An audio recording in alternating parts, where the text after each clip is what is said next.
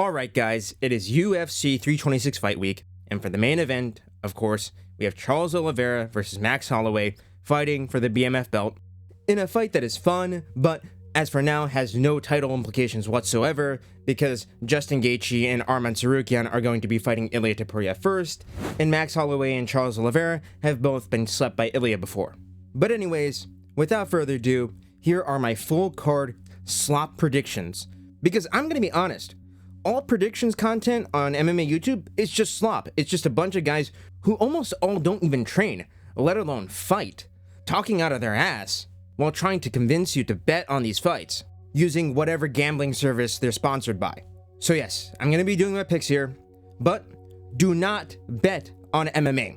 Just don't. And don't blame me if you lose money betting on my picks, okay? And also, in addition to my UFC 326 predictions, I'm going to be doing an extra small bonus prediction for a certain fight before I do the predictions for Charles Oliveira versus Max Holloway. But anyways, starting off with the first fight on the prelims, we have Luke Fernandez versus Rodolfo Bellato. And well, here I'm going to be taking Luke Fernandez to win, probably by KO or even by submission. And the reason why is because Rodolfo Bellato, he's just terrible. He's 1 win, 1 loss, 1 draw, and 1 no contest in the UFC. And that 1 win is over Iho Pateria. And Iho Pateria, right, he's already been cut from the UFC. And if I recall correctly, that finish was pretty sloppy as well. Rodolfo Bellato also almost got finished by Jimmy Crute. And like with Jimmy Crute, he's one of the most stationary fighters in MMA. I mean, he basically has 0 footwork whatsoever. And Rodolfo Bellato went to a draw with this guy. However, the fight that makes me doubt Rodolfo Bellato the most is his no contest against Paul Craig. Because in that fight, Rodolfo Bellato got upkicked by Paul Craig, and he flopped. Okay, he flopped. He tried to take a DQ win by pretending to be more concussed than he actually was, which really just tells me how much of a warrior spirit he has. Which is to say, he has no warrior spirit whatsoever. He has no desire to go out there and truly win, okay? He's just fine with getting his win bonus, not with actually beating his opponent and winning the fight. In contrast, Luke Fernandez, he's undefeated, 6-0, and he spent his regional career at CFFC, which is a regional promotion that I rate quite highly. He also competes in grappling quite often, which is a pretty good sign for a light heavyweight. So yes, I believe that Luke Fernandez is going to win by either a TKO or a submission in the first round. And if I look at his record, he's probably going to win with a TKO. So yes, my official prediction is Luke Fernandez by first round TKO. Now moving up the card, we have Gaston Bolaños versus Jeong. And well, Gaston Bolaños, he's most well known for being a lookalike of Ilia Topuria's, but he's just not very good whatsoever. He's moving up from bantamweight to featherweight for this fight, and I think Jeong is just going to show him levels. And my reasoning behind that is because Gaston Bolaños lost by finish to Quang Le, and Quang Le himself is 1-3 in the UFC, with his only win being over Gaston Bolaños. And Quang Le, he just got knocked out by Santiago Luna. And Jeong, he's coming off of a 2-fight loss streak to Daniel Santos and Haider Emil, but he also has a win over Yiza. So yes, I think that Jeong is going to win, and I think he's going to win by finish. Probably by submission, so I'm going to be taking Jeong to win by submission in the second round, or maybe the third round. So yes, my prediction is going to be Jeong second round, rear naked choke finish. Now, moving on up the card, we have Rafael Tobias versus Diyar Nurgozhay, and here I'm going to be taking Rafael Tobias to win this one by submission. And that is because Diyar Nurgozhay, okay, this guy, after winning on Contender Series, he's gone on a 2-fight submission loss streak to Branson Hiberio and Uran Satibaliev.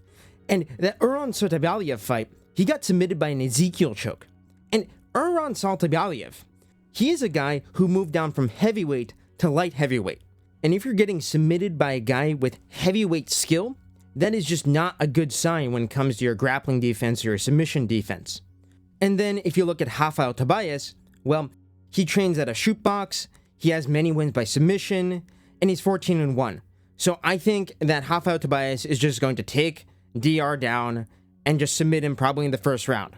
And I don't have much else to say besides that. But anyways, moving on up the card, we have Sumudaerji versus Jesus Aguilar. And now in this fight, I think there is a way for Jesus Aguilar to win, which is specifically by grappling Sumudaerji, who is quite tall and quite frail for flyweight. I mean, Sumudaerji, he literally got, like, choked out cold by Matt Schnell. Like, Matt Schnell, he used to be a pretty all-right-ish fighter, like a sort of mid-fighter, right? Not incredibly great, not incredibly bad, but he's also just not durable. And Sumudaerji failed to finish Matt Schnell, okay? And I think that speaks a lot for Sumudaerji's lack of power and his lack of finishing ability. However, I think that Sumudaerji, he has been improving, and I think that what's going to end up happening is Jesus Aguilar is probably going to smudge Sumudaerji up against the fence, maybe score a few takedowns, but I doubt he's going to be able to do too much with those takedowns or with that cage smudging.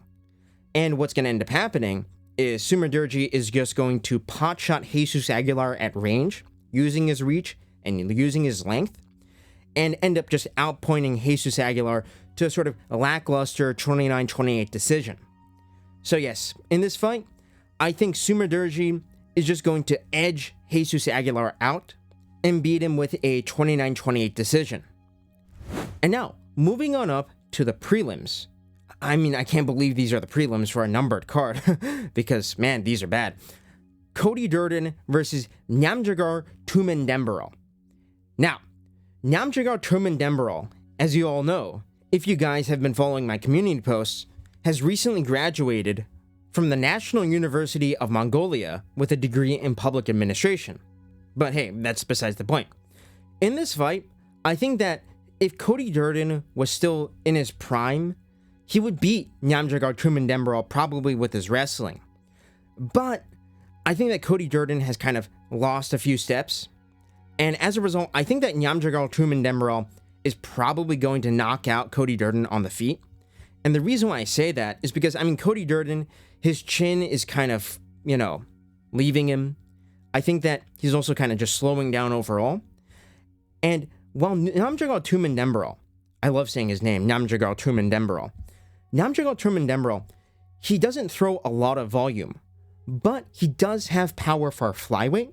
And I think he's just going to catch Cody Durden coming in, probably as he tries to throw a hook and go for a takedown. I think that Nyamjargal is just going to catch him at some point and probably knock him out or hurt him enough to get a submission. So I'm going to be taking Nyamjargal Tumendemberel to win here by finish, probably with some sort of straight punch, like a right straight down the middle. So yes, I'm going to be taking Nyamjargal Tumendemberel, the art of knockout, by second round TKO. Now, moving on up the card, we have Alberto Montes versus Ricky Turcios. And well, I have to say, I have to go with Alberto Montes here because Ricky Turcios, he fights as if he just doesn't want to get hurt, as if he doesn't want to get, knocked out or whatever.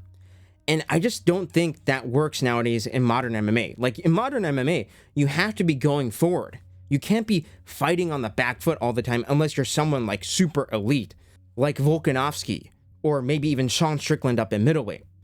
With Ricky Turcios, I just think that he's not going to throw enough volume to beat Alberto Montes, who is making his UFC debut on this card. And while I don't think that Alberto Montes is particularly great or good, I think that he's going to just out-pressure Ricky Turcios using his grappling, using his wrestling pressure, as well as his striking.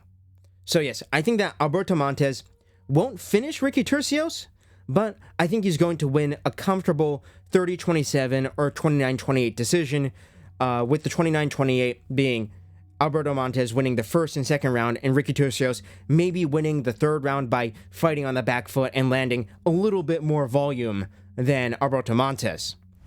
Now, we have Cody Brundage versus Donte Jackson. And now, when you hear Cody Brundage, I'm sure that a lot of you think, oh, well, he's just going to get knocked out in the first round. He's going to lose immediately. I mean, he's 11-8-1 for a reason, right? But with Cody Brundage, there's always something weird that goes on in his fights, whether it being the draw, the technical draw that he went to with Mansour Abdul Malik, or like the no contest that he took against who was his name? What was his name? Oh, yes, Abdul Razak Al Hassan, where Al Hassan elbowed Cody Brundage to the back of the head a lot of times. And well, the thing with Cody Brundage is he's kind of like a cockroach, okay? He's kind of like a cockroach where he always somehow finds a way to, I don't know, survive in the UFC, I would say. Like, he always finds a way to sort of renew his contract. And since he is probably on the last fight of his contract, or he's just about to get cut or something like that, I have a suspicion that even though Donte Jackson, he's undefeated, he's 7-0, he choked out Cedric Dumas in his last fight, I think that Cody Brundage is going to find a way to make this kind of weird, okay? Because that's just the vibe that I get from Cody Brundage with his overall career. So I'm going to go out on a limb here and say that this fight is going to end in a draw or a no contest. Probably a no contest. But there's always just something weird that happens with Cody Brundage fights. And while I don't see any ways for Cody Brundage to win this fight, I can totally see this fight ending up as a draw. And that's because Cody Brundage, well, you know his career, if you're a hardcore MMA fan. And, well, he's just going to find a way to stink it up, I think.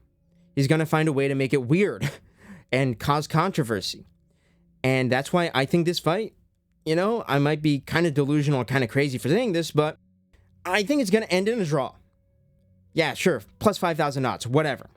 Cody Brundage, he's just weird. So, yeah, whatever. And now, moving on up the card, we have Cody Garbrandt versus Long Xiao. And this is, I believe, is going to be the first underdog I am picking. Because I think Cody Garbrandt is going to knock out Long Xiao. And here's the reason why I say that. Long Xiao, he's 27-10. He's lost 10 times, okay? And while Cody Garbrandt, he has lost to the likes of Raul Barcelos, and he lost to Figueiredo, and all of that in his recent career. The level of competition that Cody Garbrandt has been facing in the UFC is far, far higher than what Long Xiao has been facing so far. I mean, if you look at Long Xiao's record overall, not just his UFC record, but his overall record, you would see that he's lost in one, he lost on Contender Series, he's 1-2 in the UFC, and that one win is over Kwang Lee, and Kwang Lee is no good whatsoever. And I mean, Long Xiao, I'm looking at his record, and he also won a majority decision over Shuya Kamikubo. And here's the thing. I mean, I'm the resident JMMA expert, like the expert on like Japanese MMA and all that. Shuya Kamikubo just recently lost in Legacy Fighting Alliance in LFA. And while Shuya Kamikubo does have good wrestling and good grappling, he has basically zero striking, okay? Like almost none. And going to a majority decision against Shuya Kamikubo, in my opinion, just shows that you're not UFC level, okay? Because you made it competitive with him instead of just knocking him out immediately on the feet. So, in contrast, Cody Garbrandt, he really only loses to ranked caliber fighters, you know, like Figueiredo, like Raul Barcelos, who I don't know how he's not ranked yet because, you know, he's beaten guys in the rankings like Peyton Tabit, right? So, I think that Cody Garbrandt is going to win this fight by knockout. I do not think that Long Xiao is going to be ready for Cody's speed. I don't think he's going to be ready for Garbrandt's footwork. And as a result, I think that Cody is just going to end up styling on this guy. And if you look at Long Xiao's record, he has 5 wins by KO TKO out of his 27 wins. Like, this guy, most of the time goes to a decision, and he's going to a decision on the Chinese regional scene, which really isn't high level at all. So, even though Cody's chin is completely shot, it's completely gone, it's just dust at this point, Cody Garbrandt is probably just going to dance around this guy and probably find like a left hook or a right straight to knock him out. So yeah, Cody Garbrandt, he's the underdog. I'm going to be picking him. And yes, Cody is washed. Cody is washed, but there are levels, just fundamental levels to mixed martial arts. And Cody has been fighting at the highest level for so long, as opposed to Long Xiao, who's spent all of his career on the Chinese regional scene. And yeah, I just rate Cody Garbrandt far more than Long Xiao, just as physical specimens, if that makes sense. So yes, I might have already said this, but Cody Garbrandt by round 2 KO or TKO. Now, moving on up the card, we have the prelim headliner, which is Gregory Rodrigues versus Bruno Ferreira. And well, here I have to pick Gregory Rodrigues, even though Bruno Ferreira knocked out Gregory Rodrigues in their first fight, and here's the reason why. Although Gregory Rodrigues is quite frail, I mean, he gets knocked out all the time. His chin isn't that good, and I think it's because he cuts way too much weight. I mean, Gregory Rodrigues, honestly, I think he should be fighting at light heavyweight, if not heavyweight, instead of cutting all the weight down to middleweight. When, if he was fighting at heavyweight, he would probably be like top 10 or maybe even top 5 because of how huge he is and how much more technical he is than all the heavyweights up there. But anyways, that's besides the point. I think Gregory Rodrigues has grown quite a bit since his first fight with Bruno Ferreira, especially when it comes to using his straight right hand. And since this is a southpaw versus orthodox matchup, I think that Gregory Rodrigues is just going to keep Bruno Ferreira at range and never let Bruno Ferreira close the distance and get into the pocket and brawl with him, which is how he got knocked out in the first fight. So I think that Gregory Rodrigues is going to win a comfortable 29-28 or 30-27 decision over Bruno Ferreira. Another thing I have to say about Gregory Rodrigues is, if I recall correctly, he was going to the body with his right hand in the Roman Kopylov fight, and I think that is going to be quite effective if he does it in this Bruno Ferreira fight. And the reason why I say that is because Bruno Ferreira, like if you look at his midsection, he's quite, pudgy down there. He's actually quite a small middleweight, and if he tried hard enough, he could make welterweight. So I think that Gregory Rodrigues is just going to keep Bruno Ferreira at range. He's going to mix it up to the body and to the head and just outpoint Bruno Ferreira to a decision. I believe that Bruno Ferreira is too durable to be finished by Gregory Rodrigues. I mean, Gregory Rodrigues, he is a power puncher. He does hit hard, but they're similar to like Paulo Costa's punches. There's a lot of thud, but there's not a lot of snap behind the punches, if you get what I mean. They're kind of like huge swinging wrecking balls instead of like a rubber band, right? Like someone like Deontay Wilder or Carlos Prates' punches are. They're not like snappy punches. They're thudding punches. So yes, my official prediction is going to be Gregory Rodrigues by a 29-28 decision where he wins the first and maybe the third round, honestly, because I can see Bruno Ferreira maybe like picking up the pace in the second round because his corner would tell him that he lost the first and then he'll just end up like pressuring harder. But then after he pressures harder, Gregory Rodrigues is probably just going to dance around him and keep him at range, and that's just going to cause him to gas out. And we all know that Bruno Ferreira, his gas tank isn't exactly the best. I mean, Gregory Rodrigues' gas tank isn't that great either, but hey, this is a 3-round fight, so I think that Gregory Rodrigues is just going to win. And now, moving on to the main card, we have the big dog, big bear, lion, Drew Dober, returning to his racially motivated streak against Michael Johnson. And well, Michael Johnson, he's been looking better than Drew Dober recently, right? I mean, Michael Johnson, he's currently on a 3-fight win streak over Darius Flowers, Ottman Azaitar, and Daniel Zellhuber. And in that Daniel Zellhuber fight, he dropped Daniel Zellhuber multiple times, and he KO'd Ottman Azaitar. However, we just saw Daniel Zellhuber get knocked out cold by Bobby Green.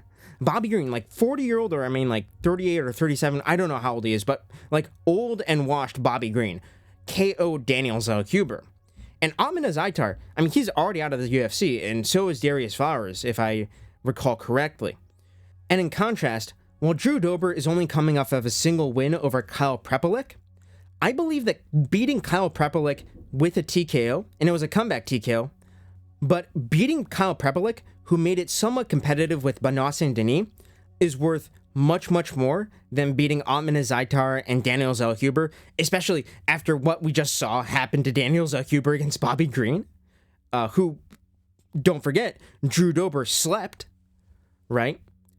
So, I believe that Drew Dober is going to knock out Michael Johnson, probably in the second or third round, in a bit of a comeback performance. And I mean, if we look at Drew Dober's record, he was on a 3-fight loss streak prior to the Prepelic fight, where he lost to Renato Moicano, and that was actually kind of a competitive decision, right? Where, if I recall correctly, Drew Dober took a round off of Moicano. And then Drew Dober, he lost to John Silva by doctor stoppage. That's not that bad of a loss. And he lost to Manuel Torres. And we all saw how good Manuel Torres is against Grant Dawson, right?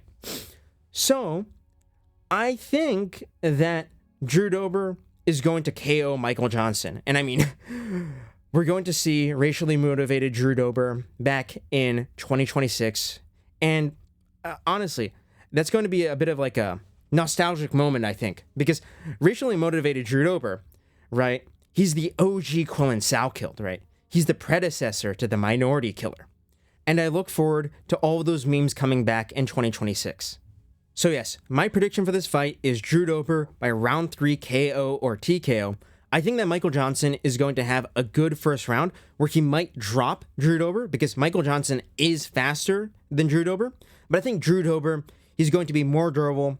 He's going to be a tank in there compared to Michael Johnson. I mean, Drew Dober is like a super muscled up lightweight as opposed to Michael Johnson, who was like fighting down a featherweight for a little bit. So I think that Drew Dober is going to win and is going to be pretty funny. And now, moving on up, and oh my god, I can't believe that this is the feature fight for this card. It's Rob Font versus Raul Rosas Jr. And now, I have Raul Rosas Jr. winning this fight, and I think he's going to win it in a pretty stinky 29-28, really grappling-heavy, control-heavy decision. And the reason why I say that is that Rob Font, he's been looking a little bit slower. He's been looking a little bit, like, not himself. He's not looking as fast as he used to be. And he just doesn't show as much urgency as I think he should, or maybe as he used to, when it comes to evading grappling exchanges in order to, get off his boxing. Because Rob Font, he is old, he is a little bit washed, but he still definitely will have the striking advantage in this fight. But I think that Raul Rosas Jr. is just going to overwhelm Rob Font, probably with his grappling, and then probably just end up controlling him for like the first and second round before like taking the third round off and kind of like letting Rob Font maybe like jab him up and low kick him at range. So I think that Raul Rosas Jr., he's going to win this in a bit of a stinky decision. And I mean, when you think about it, with the UFC, they really want to push Raul Rosas Jr. because he's part of like the Mexican market. They need to have Raul Rosas Jr. win this fight so that, they can expand into like the Zoomer market, the Latino Zoomer market, all those fans on TikTok who just, watch TikTok edits of the UFC all day instead of actually watching the fights. So yeah, I think that Raul Rosas Jr. is going to win a bit of a stinky decision against Rob Font, and it's going to be pretty boring, and it's going to make you wonder, why the hell is this the feature fight of a numbered card? But yeah, Raul Rosas Jr., 29-28 decision, maybe a split. But now, let's now move on to the co-main event, and I can't believe it. Oh my god, this is the co-main event. It's Caio Borralho versus Reinier de Ridder. And now, in this fight, man, I like Reinier de Ridder so much more than Caio Borralho, but I think Caio Borralho is going to win, and he's going to win a dominant decision on the feet. And here's the reason why. First, when it comes to the grappling, I believe that Reinier de Ridder is the better grappler. He is the better grappler, especially when it comes to jiu-jitsu and when it comes to doing like weird stuff with jiu-jitsu, because Reinier de Ridder, he's quite a creative grappler, right? That's how he won all of his fights in one championship. But I just think that Caio Borralho is the far, far better striker than Reinier. And one thing you have to consider very heavily for this matchup is that it is a southpaw versus southpaw matchup. And southpaws just aren't used to fighting other southpaws. However, I believe that Caio Borralho will outstrike and beat Reinier de Ridder on the feet, and there's a reason why I'm saying that. If you look at these two guys' favorite weapons in the striking specifically, Reinier de Ridder's main striking weapon is his knee, his tenkao, his step-in knee to the body. And I mean, he hurt Robert Whittaker to the body with those knees. He KO'd Bo Nickel with the knee to the body. But the thing is that in a southpaw versus southpaw matchup, it's difficult to land that back knee because you're in closed stance. In contrast, Caio Borralho, he's a southpaw, but I believe he's a right-handed southpaw. Okay, just looking at him. And if I recall correctly, I think I've seen him like signing posters with his right hand. And Caio Borralho, he has a much better jab from southpaw. And if you go back to the Nasruddin Imavov fight, Caio Borralho, he was landing that jab against Imavov. I mean, Imavov was landing his left hand and his right hand much more than Caio, and he outstruck Caio. But But I think that Caio Borralho is just going to jab Reinier de Ridder's face off in this fight. He's probably not going to finish Reinier de Ridder, but I think he's just going to find his jab on de Ridder, and he's going to tag him up and probably break his face. And especially if he's able to damage Reinier de Ridder's nose, that's going to contribute to Reinier de Ridder gassing out. And I mean, we saw in the Brendan Allen fight how Reinier de Ridder basically gassed out after the second or maybe like the third round. Like he just gassed out, and that's why he ended up losing by TKO to Brendan Allen. And I mean, I think that Caio Borralho beats Brendan Allen. So, I mean, in this fight, I think that Caio Borralho, he's just going to piece out Reinier de Ridder. Caio Borralho, he's also faster on the feet. He's got better footwork than Reinier de Ridder, who's quite a plotster for MMA.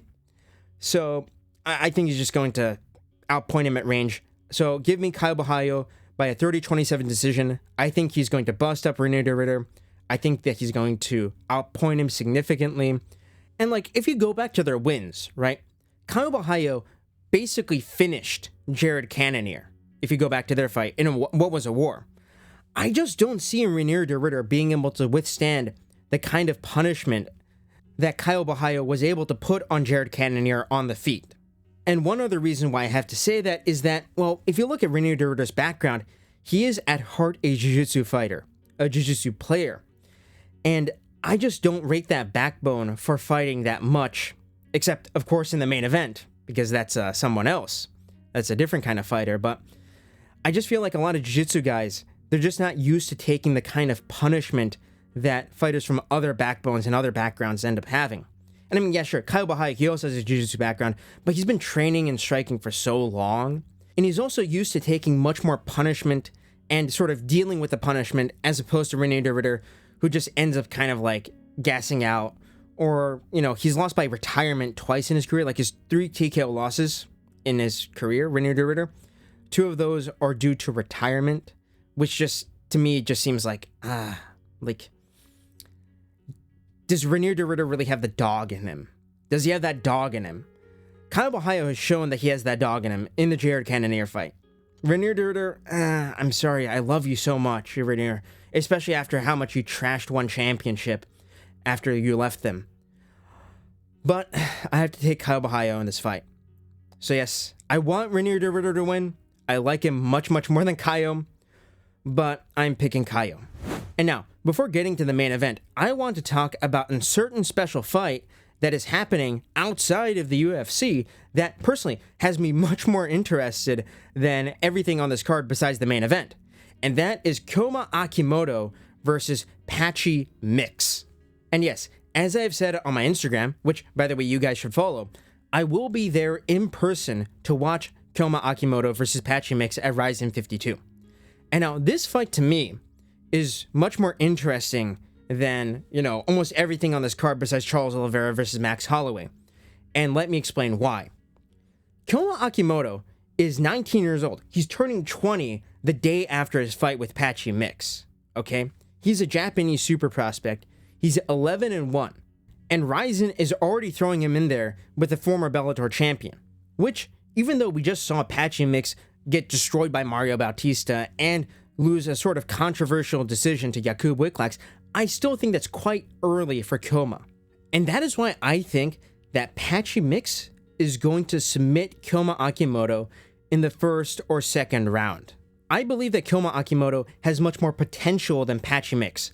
I think that Koma Akimoto, he's incredibly fast on the feet. He has incredibly good striking and probably some of the most insane reflexes I have ever seen on a fighter. But there's just levels when it comes to grappling. And sure, Koma Akimoto, he's actually been training with Shinya Aoki to improve his grappling defense for his fight against Patchy Mix. But I think Patchy is just going to show him levels here. In this fight, I believe that Koma Akimoto, he's going to land a couple jabs, maybe a left straight at points, and maybe like bust up Patchy's face. But I think that as soon as Patchy Mix gets a hold of Koma Akimoto, he's going to take him down and submit him.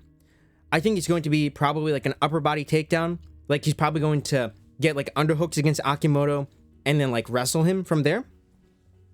But I just think that there's a significant gap when it comes to experience on the ground, a significant strength advantage for Patchy Mix.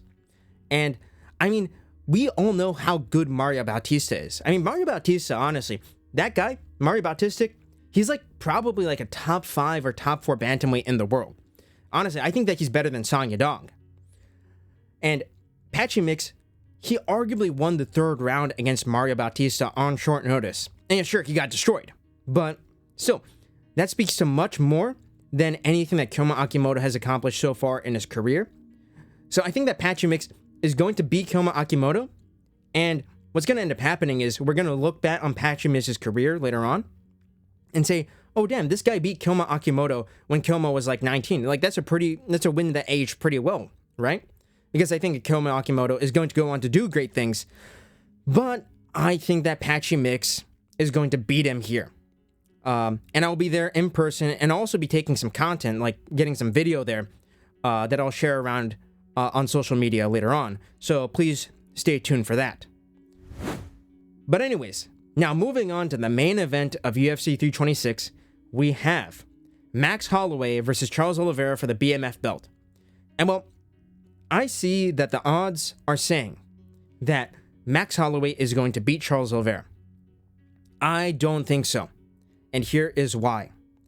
I think that Charles Oliveira has a massive edge in the grappling, the wrestling, and the jiu-jitsu over Max Holloway that Max Holloway will have trouble dealing with. And I mean, we all know that Charles Oliveira is the better grappler. And sure, this is a bit of like a striker versus grappler matchup. But the thing with Charles Oliveira is he just came back after losing to Topuria and submitted Mateusz Gamrot. And with Mateusz Gamrot, right, he is a wrestler, not a grappler or jiu-jitsu fighter or anything like that. But he does have good scrambles. And the thing is that Charles Oliveira submitted Mateusz Gamrot with relative ease, okay? Sure, Mateusz Gamrot wasn't a threat on the feet or anything like that, but Charles Oliveira just took him down and submitted him, okay? Which I think is just, like, that's, I think, really, really impressive. And if you look at the ways for Max Holloway to win the fight, as opposed to Charles Oliveira winning the fight, I mean, with Charles Oliveira, he very much could knock out Max Holloway on the feet. I mean, Charles Oliveira, he does have power in his hands, especially in that right hand and then that left hook, right? I mean, he dropped Chandler with the left hook. He dropped Gaethje with the right hand. He's hurt fighters on the feet. And I mean, Max's chin, it's just not what it used to be. I mean, Max's chin is still very good, but he can get knocked out. He got dropped, I believe, like twice in the Dustin Poirier fight. And I mean, that was Dustin Poirier far, far past his prime, okay? So if Charles Oliveira is able to get his pressure on and is able to push Max up to the fence, he can do all sorts of stuff to Max. He could go for a takedown and just put Max flat on his back. He could take Max's back, right? And he can also just clinch up with Max and knee him to the body, maybe get in some knees to the head by like maneuvering his head position down using underhooks, things like that. Which just makes me think, like, the way that Max wins this fight is if he's able to keep it at distance, not just at punching range, but at kicking range for almost all of it, right? Like, Max cannot let himself get backed up to the fence. He needs to be constantly at range against Charles Oliveira, and I don't think Max is going to be able to do that against Charles's pressure, and specifically his wrestling pressure. I think that Charles Oliveira is just going to march forward and probably take Max down, take his back, clinch up with him, knee him in the head, knee him in the body, elbow him. There's just so many more ways for Charles to win this fight as opposed to Max winning this fight. And sure, Max will be dancing circles around Charles Oliveira using his far superior footwork for maybe the first and second round. But as the fight starts to slow down and Charles just keeps on going at him and marching him down, I just think that Charles is going to find an opening to get in the grappling offense to end up, grabbing a hold of Max. Because it's just very difficult, I think, for Max to be able to, do the whole dancing around with footwork thing for, all 5 rounds, okay? Because Charles will get to him at some point, and once he gets to him, I think it is going to be wraps for Max. So yes, I think that Charles Oliveira is going to win this fight with a submission, probably in the 3rd or 4th round. And sure, Max will probably have his moments, especially with things like the bodywork. I think that Max, his spinning back kick is going to be very, very effective for keeping Charles Oliveira at range. I think that Max's body punching is going to be quite effective in this fight because Charles Oliveira, as you guys know, he has that high and tight Muay Thai guard. That high and tight Muay Thai guard is good for defending, punches to the head. It's good for defending head kicks, but it's not good at defending body shots, right? Because you have your hands up all the time. So I think that Max will find some success to the body against Charles. But then again, when has Charles really been badly hurt to the body, right? Charles has a pretty iron body, and I just don't think that Max is going to be able to capitalize on that one particular defensive weakness that Charles Oliveira has. So yes, those are all my predictions for UFC 326, as well as the main event of Rizin 52. So, thank you for listening to this video all the way through. And yes, just a reminder, do not bet on MMA, okay? Do not bet. And make sure to tune into Rizin 52. The main event's probably going to be 6 in the morning for all of you guys in the States. But yeah, it's still going to be good.